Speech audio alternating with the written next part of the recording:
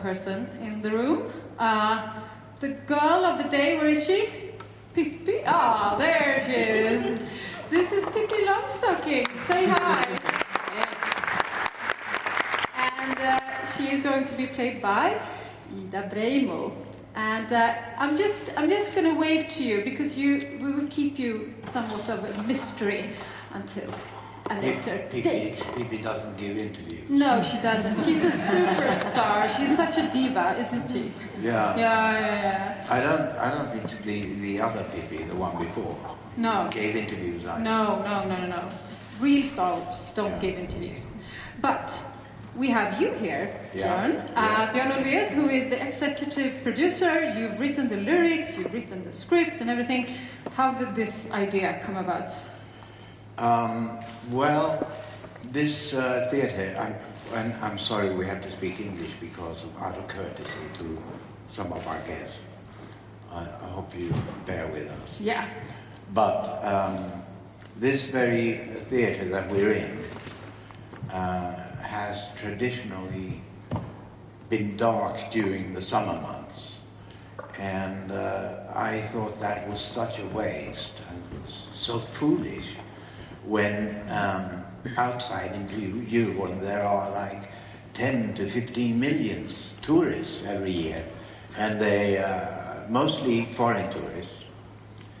And I thought maybe we could have something during the summer which would attract families and children. And I talked to two of my friends, theatre producers,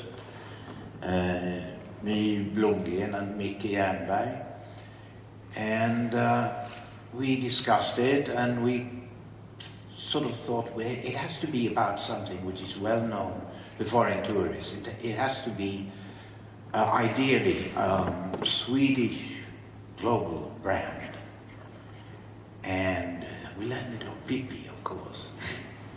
Pippi Longstocking is known all over the world, and we're in the Circus theatre, so why not Pippi at the Circus? It was kind of a given, once we started talking about it. And there is a chapter in one of the books, the very short chapter, that tells about Pippi going with Annika and Tommy to the circus. And we sort of based it loosely on that, but it's a completely new story. But as you said, strong Adolf is in it, and Elvira, the tightrope dancer. And we started creating Pippi at the Circus. Yeah, and I know that you're all about things being fun, but also having a meaning. So what would you say what's so appealing with Pippi as a character for you? And how is she relevant to a modern day audience? Well, to me, she's, for instance, a symbol of empowerment of girls and women, which is one of the UN Millennium Goals. And she is, I like her civil disobedience, and I like her curiosity, and that she's strong-willed. There's so many things I like about Pippi. Yeah. And traits that I like to find in myself as well. Which ones are those? Those I mentioned here. Of course. Yes. Everyone wants to be Pippi. Yeah. But I want to ask about... It's such a joy to work with, you know, because creativity, someone said, requires play. Yeah. And we have played. It's been like a playground. Oh, that's nice. More than ever, of course, to play with Pippi is such a privilege. Yeah. I want to ask about the music, because we heard one of the songs coming in, Pippi at the Circus. Yeah. You've written the lyrics. Yeah. Benny Andersson, among others, have composed the music. Yeah. And then Mattias Wenge, you're in charge of the musical department here. How could you describe the music? I would say it's a mix between circus. We started on one side with the typical circus music. I started testing some arrangements, more poppy and more up to date, Yeah. and so it's a mix between those, and we have been having a really fun collaboration here. Yeah. Can you And recognize? once you've interviewed everyone here, we'll play you a little. Oh, will you? Yes. Ah, just a little exciting. Some more taste. music. Taste. Yeah. Okay, from the show. And just will the audience recognize some of the old beloved classics or? No, No. these are Okay. new potential classics. Yeah, these are new hits. Yeah. And who would be better suited for making a show about a day at the circus, but Tilde Björfors, who is the artistic director of Circus. Welcome. Thank you. What character trait, Björn says he has all of Pippi's character traits, but what character traits would you say you share with Pippi? Oh, I would say that in one way Pippi is more circus than circus itself.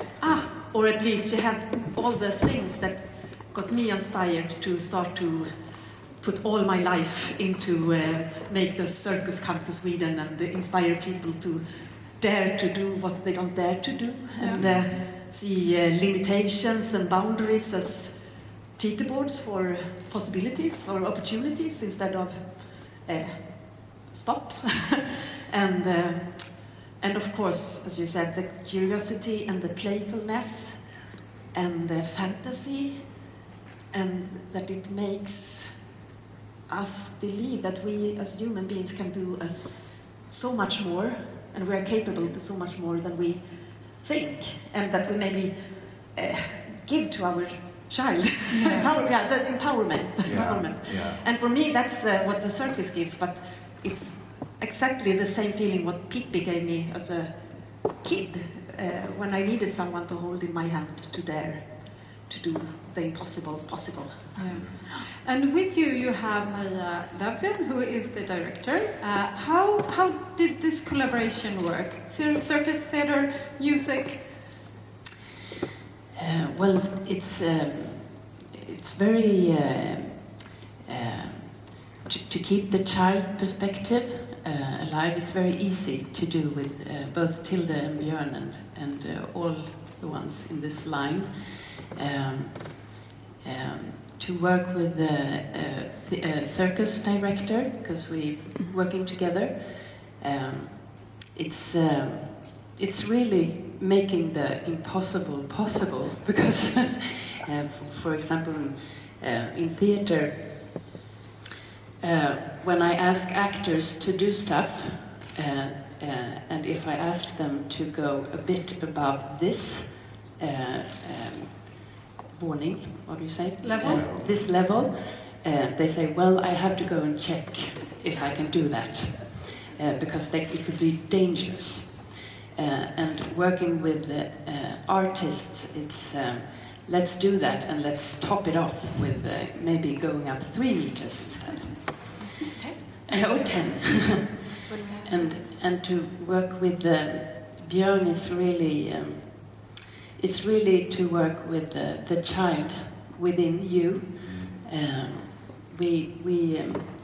As you can see, you're in your physicality, you're the oldest one of us, but your soul is very, very young, and you have so much humor and curiosity, and it's a joy to work with your lyrics in this Pippi. Why, thank you. I laugh every day. It's the silly rhymes that makes me laugh. It's when you're rhyming on the fart to laugh so much at work, would you say? Is it allowed to laugh this much at work? Oh. Yes. Yeah. Yes, it is. And I think we should add that to write a circus musical the way we're doing is absolutely a new frontier. Yeah. Because there is no circus musical, as far as I know, where the circus is integrated in the story, and the circus artists sing, and it's one flow, where the music, the acting, the story, it's all one. Yeah. And that is the big experiment in this, which I think we're kind of on the verge of achieving. Yeah. And I would say it's very good that we have this press conference here today, because it makes us have a little bit of a pause, because we can't keep up with you and your writing. And then we have Ambra Suchi here, who is the choreographer, very hard word. And your job is to translate all of this into actual movements. And how would you describe the physicality of Pippi? That's a good question. She has lots of movements, not one specific signature move. She's so adventurous, and she needs to reinvent stuff all the time. And she's also the person that comes into a room bubbly with a lot of energy, so it transforms. It's like a chameleon. She comes in and something else happens. So I would say she's very physical, but more like a startup. She's always making sure something happens, something new is created, and a new vibe or a new something happens and takes us on the story. What about those shoes? How can she dance in those shoes? It works very well, actually. Yeah, okay. She's doing more than dancing. Oh, Yeah. She Definitely. cliffhanger. Yeah, okay, interesting. And then we have Magdalena Åberg here, who is in charge of the scenography and the costume. How was it working with such a visually iconic character as Pippi? Yeah, that's a good question too. But I think Ingrid van Nyman's iconic drawings, we have followed it or get inspired by it. And I think Ida Beijmo is such a fantastic cast for the Pippi. So I think it will be fantastic. We also have all these circus artists, and working with the circus aesthetics in this building is a party for a costume designer, of course. And also for the set, we couldn't have chosen a better place to do circus than this, of course. So it's quite unique, I think. And then we have Malin Billing here, representative from Astrid Lindgren Aktiebolag, but of course, you are also the grandchild of Astrid Lindgren.